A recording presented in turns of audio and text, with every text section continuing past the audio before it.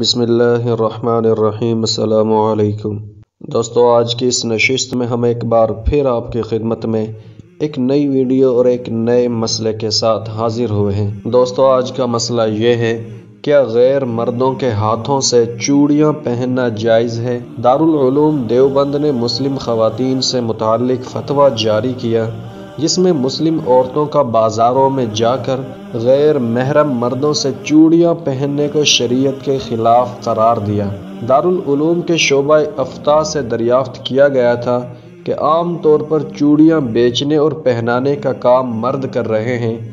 عورتوں کو چوڑیاں پہننے کے لیے اپنے ہاتھ غیر مردوں کے ہاتھ میں دینے پڑتے ہیں۔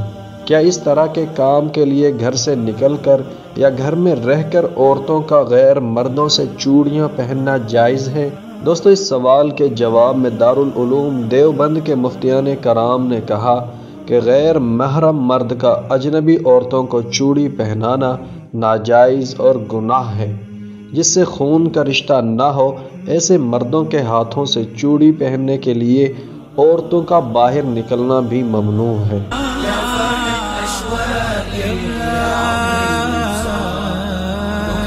سألني كل أيام الصعب